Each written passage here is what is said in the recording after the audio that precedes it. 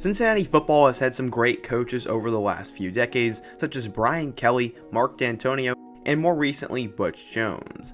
The guy I want to talk about today, though, is the guy who could potentially be the best of those four, Luke Fickell. Cincinnati football has gotten really good over the past few years, but when Fickell was hired, not many people thought he was the man for the job, and the expectations for him were pretty low. It's safe to say he has blown all those expectations out of the water. He is Cincinnati football on the rise, and in my opinion, he has turned down other Power 5 jobs because of one reason, and that is that Cincinnati could potentially see themselves in the college football playoff under him. Yes, I know it's crazy to think that Cincinnati could actually be a college football playoff team. The Bearcats have a star player in quarterback Desmond Ridder and an ultra-talented defense. Their defensive coordinator was also so good that he took the Notre Dame defensive coordinator job, and it's safe to say there is a ton of talent coming into Cincinnati. They are the best team in the American, and the sky is the limit for the program under Fickell. Today we're going to continue my Building a Monster series as I'm going to highlight the rise of Luke Fickell. My friend Jonathan from Embrace the Grind is going to talk about his time at Ohio State. I'm going to do a deep dive into how he has turned the Cincinnati football program around, his greatest moments so far, and why he could turn the Cincinnati program into a perennial playoff contender in the future. So now, let's go ahead and get started, and I'm going to turn it over to Jonathan, and he's going to talk about the rise of Luke Fickell and his time at Ohio State. Thanks so much for having me on, Scott. If you are not subscribed to his channel yet, make sure to click that red button below. Luke Fickell was born on August 18th, 1973 in Columbus, Ohio. He started his playing career at DuSales High School, where he would be named to the first-team All-Ohio team at defensive tackle twice. He would also win the state championship 3 times in wrestling. After high school, Fickell decided to attend his hometown school, The Ohio State. He would redshirt in 1992 before becoming a dominant defensive lineman for the Buckeyes, recording a school record 50 consecutive starts at nose guard. During the 1997 Rose Bowl, Fickell would record 2 tackles while playing in the game with a torn pectoral muscle. Fickell concluded his Ohio State career with 212 total tackles, including 26 tackles for a loss and 6 sacks. During his 4 years in the starting lineup, the Buckeyes posted a combined record of 41-8-1 overall and were 26-5-1 in Big Ten play, with a pair of Big Ten coach championships to their credit.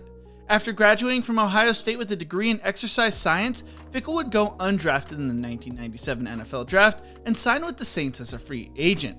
During his first year in the NFL, Fickell would tear his ACL, spending the season on injury reserve before the Saints later released him. Fickell would then return to Ohio State, where he would serve as a graduate assistant. Fickell would accept his first full-time coaching position in 2000 at Akron under Lee Owens. Fickell would coach the defensive line at Akron for 2 years before Jim Tressel would hire him at Ohio State. Tressel brought Fickell in to coach special teams in 2002 while also working with the defensive front on the BCA National Championship squad. He was named linebacker coach in 2004 and added co-defensive coordinator duties to his resume in 2005. From 2005 to 2010, Fickell served as Ohio State's linebacker coach and co-defensive coordinator. In 2010, he was named the assistant coach of the year. Then, Tattoo Gate would hit Ohio State, a scandal where players were selling memorabilia to a tattoo artist. Jim Tressel had knowledge of what his players were doing, but decided not to report it because he believed his team could win the national championship, and he did not want to rat himself or his players out, according to Bleacher Report. Tressel was fined $250,000 and suspended for 2 games that would later be bumped up to 5 games. Fickell would be named the interim head coach at Ohio State for the games Tressel was suspended for. Then, Tressel would resign in May, and Fickell was named the interim coach for the whole 2011 season. Fickell did a pretty good job in a tough spot. He was without starting quarterback Terrell Pryor, who had left, while his best receiver, left tackle, and running back were suspended for half the season after Tattoo Gate. Ohio State would go 6-7 and lose the Gator Bowl that season. After the season, Fickell was passed up as the permanent head coach, and instead Ohio State hired Urban Meyer. Cleveland.com wrote back in 2019 that Fickell could have gone 12-0 in 2011, and Urban Meyer still would have been given the job in 2012 if he wanted it. After Meyer came in, Fickell returned to being co-defensive coordinator and linebacker coach. In 2014, Fickell helped Ohio State win the inaugural CFB championship and would coach at Ohio State until December of 2016, when he was named head coach at Cincinnati. I will now turn it back over to Scott to talk about Fickell's time at Cincinnati. So yeah, Fickell was dealt a tough hand when he was the interim head coach for the Buckeyes, but now he would actually get a chance to build a program, as the Cincinnati Bearcats would hire him after the terrible tenure of Tommy Tuberville. At age 43, Fickell got the job, and he had this to say, Quote, "It's with much pride and humility that I accept the awesome honor of becoming the head coach at the University of Cincinnati. This city, this school, and my family are all Ohio. It's a tough blue-collar state with hard-working blue-collar people that respect an honest and complete effort. That's what they will get from me personally and what they should expect from this football program." As I said earlier, he would replace Tommy Tuberville, who went 4-8 in his 4th year and only won 29 games in his 4 seasons as the Bearcats head coach. Their athletic director wanted a coach with ties to the state of Ohio, experience at a championship level program, someone who's been around developing talent, and most importantly, a hard-working guy who had a lot of integrity and was a family person, and that's exactly what they are going to get in Luke Fickell. So how exactly did the media and the world react to this hire, you may be asking? Here's what Stadium had to say about him getting hired. They said, quote, "He got the job because he played in Ohio and has spent his entire coaching career there. Fickell is an Ohio guy to his very core, which will benefit the Bearcats on the recruiting trail. The 43-year-old has learned from a pair of legendary coaches that include Jim Tressel and Urban Meyer, and he did serve as Ohio State's interim head coach in 2011. But they gave it a B- for the following reasons. Quote, "Fickell's one season as the interim head coach in Columbus didn't fully prepare him to rebuild a Bearcat program that has lost its way in recent years under Coach Tuberville. Cincinnati's last 3 hires had prior experience as a head coach, so Fickell represents a new direction for the administration. The biggest knock on Fickell was his lack of experience, and most importantly, the offensive side of the ball.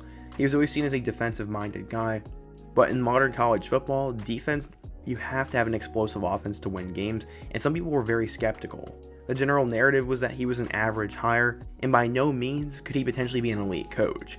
But he would prove everyone wrong, and Cincinnati fans are definitely happy with what has happened, so now let's go ahead and talk about his actual tenure. Fickell would have his work cut out for him, as besides a good quarterback in Hayden Moore, he really didn't have a ton of talented players or experienced dudes to carry him through his first season. The Bearcats were not expected to be very good, but they did start the season 2-1, with wins over Austin Peay and Miami of Ohio, and a loss on the road to Michigan. From there, reality hit, as they lost their next 5 games, and at this point, they would have to win their last 4 games if they wanted to make a bowl game. They'd beat Tulane and UConn, but losses to Temple and East Carolina would be the nail in the coffin for the year, as they would go 4-8 with a 2-6 mark in the American Conference. One thing that is worth noting is that his defensive coordinator was Marcus Freeman, and he becomes a big deal later on in today's video. Going into year 2, he would find the future of the program at quarterback in an unheralded recruit by the name of Desmond Ridder. He was barely ranked a top 2,000 player, and no one ever expected him to be a star by any means. At running back, they had Mike Warren, who became a 1,000-yard player, and Khalil Lewis was a really good wide receiver. They were picked to finish 4th in their division, and by the time the season had rolled around, Desmond Ridder was now the starting quarterback over Hayden Moore. Things would get off to a spectacular start, and the future was bright as they would go on the road and beat UCLA for their first game. This changed the narrative immediately, and all of a sudden, maybe Cincinnati was going to be good. They'd follow that up with wins over Miami of Ohio, Alabama A&M, Ohio, UConn, and Tulane, and the Bearcats would actually start out 6-0 in 2018. They'd lose their first game in overtime on the road to Temple, but from there they get right back on track as they go on the road and beat SMU, then beat Navy and South Florida, where they'd once again be ranked number 25 in the country. Fickell had the program on the rise for sure, but UCF was the darling of the American Conference at the time, and they'd have a matchup with the number 11 Knights, and College Game Day would actually come to town for this. If they could somehow win this game, Fickell would be ahead of schedule, and Cincinnati would be the top team in the conference. Unfortunately, they were not quite there yet, as they'd lose 38-13 at the hands of the Knights. They would beat East Carolina to finish with a 10-2 regular season record, before they would beat Virginia Tech in the Military Bowl. It was a spectacular season, as they went 11-2 with a 6-2 mark in the American Conference, and all of a sudden, people viewed Luke Fickell as a legitimate coach. Going into the 2019 season, there was a lot of hype for Cincinnati football. They had added 6 transfers from the portal, signed a 4-star quarterback, and also nabbed a guy by the name of Ahmad Gardner, who has since become one of the best corners in all of college football. They were picked to finish 2nd behind UCF in the American Conference, and they'd have a tough way to open up the year as they'd play UCLA and Ohio State. Just like the year prior, they would take care of UCLA at home, but their road matchup against Ohio State did not go as smoothly. Despite having a little bit of hype to actually win that game or at least compete, they got shut out 42-0, and in Luke Fickell's return to Ohio State, he got humbled. This would not distract Cincinnati though, as they would go ahead and win their next 2 games before they would knock off number 18 UCF. They entered the polls at number 25 before they'd beat Houston, Tulsa, East Carolina, UConn, South Florida, and Temple. A lot of these games were pretty close, but nevertheless, they were 10-1. They'd have a huge match against another surging American program in Memphis, as the number 19 Bearcats would take on the number 18 Tigers in the final regular season game. They'd lose this game by 10 points, but they would still qualify for the American Conference Championship, where they just so happened to rematch with Memphis again. They scored 24 points just like the time prior, but ended up losing 29-24. This was definitely a little bit disappointing, but to make up for it, they would beat Boston College in the Birmingham Bowl. The Bearcats would finish 11-3 with a 7-1 mark in the American.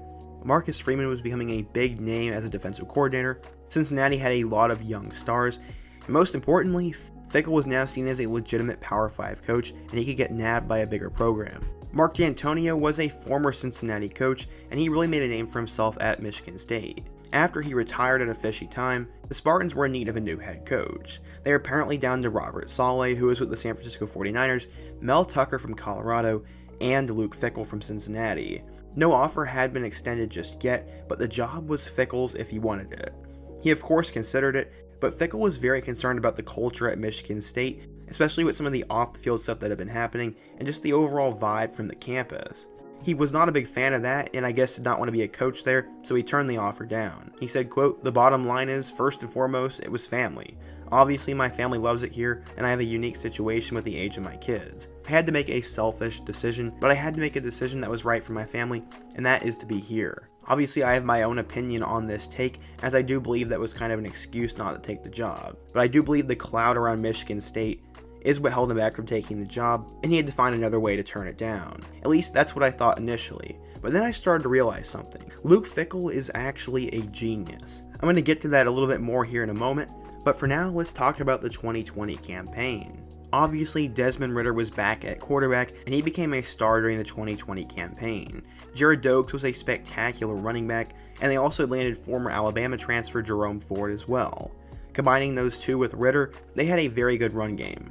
Ja'Shawn Jackson and Alec Pierce both were young stars, Michael Young transferred from Notre Dame, and Josh Weil emerged at tight end as he led the team with 6 touchdowns. The defense is where things became really good though. Jarrell White would lead the team in tackles, and now they have future NFL guys in Darian Beavers, Kobe Bryant, James Wiggins, MJ Sanders, and Ahmad Gardner. The Bearcats were picked to finish second in the AAC behind UCF, and they would start the season ranked number 13 in the country. They'd easily beat Austin Peay before they'd take care of number 22 Army. They'd win an easy game over South Florida before they'd have a tough road test against SMU. SMU is another program that has taken a rise over the last few years with Sonny Dykes at the helm, and this was going to be a pretty difficult game. There was actually 8,000 fans there, but it had no effect as the Bearcats would beat the number 16 Mustangs 42-13. From there they would play Memphis, who is typically really good, but with Mike Norvell headed at Florida State, they were in their first year under head coach Ryan Silverfield, and it was an easy win for the Bearcats. After that, they beat Houston and East Carolina before a matchup with UCF that would be a really good game. There'd be 11,000 fans in attendance for that road game, but this would not stop the Bearcats as they would roll on with a 36-33 win and go to the American Championship game. In that game, they'd be matched up with the Cinderella of the American Conference in 2020, the Tulsa Golden Hurricane. Led by superstar Zaven Collins and former Baylor quarterback transfer Zach Smith, they actually gave the Bearcats a run for their money as they would only lose by 3 points. Because of this, the Bearcats would go 9-0, and when the college football playoff rankings came out, they were number 8 in the country. They get a really good bowl game as they would get a bid to play in the Peach Bowl against the Georgia Bulldogs. They started out really well and actually had a pretty commanding lead in the second half, but they would end up blowing the game, and Georgia's kicker would hit a 50-plus yard kick to win the game and end Cincinnati's Cinderella season. We all knew this was going to happen as schools like Georgia and the Blue Bloods always seem to pull these off, but I was really hoping that Cincinnati would win that game. It showed just how far the Bearcats program had come, as they really gave Georgia all they had, and really honestly played better. Yes, Georgia fans will argue they had a couple of opt-outs, but when you consistently sign top 3 recruiting classes, you should have more talent, better coaches, and more resources available to easily beat a team like Cincinnati every year. Either way, this was very tough for the Bearcats program and their fans, but they will be back in 2021. Desmond Ridder is seen as a potential first-round pick, Ahmad Gardner is seen as one of the top corners in the country, and Alec Pierce is a dude that everyone's saying will break out as a wide receiver and could get drafted next year. I'm obviously forgetting a few guys, and it also needs to be mentioned that Jared Dokes was drafted as well. Cincinnati is starting to produce NFL players, and they're now competing with the big boys in college football. If you look at their 2021 schedule, they have some really tough non-conference games, and it goes to show you that Cincinnati wants to compete with the best teams. They play on the road against Indiana, who is a consensus top 15 team going into 2021, and they also have a road game the following week against Notre Dame.